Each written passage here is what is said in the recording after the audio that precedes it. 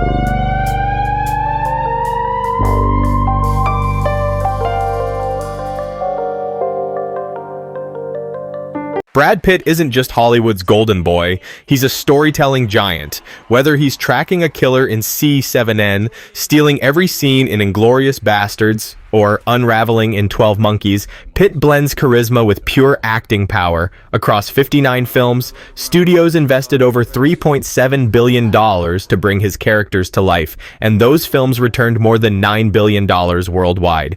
His personal haul? Around $533 million, with a net worth nearing $400 million today. But here's the real question. Did his biggest roles earn the biggest checks? Or just the biggest buzz? Let us know in the comments. And if you love deep dives into star paychecks, don't forget to like, subscribe, and hit the bell so you never miss the next Hollywood breakdown. Thanks for watching.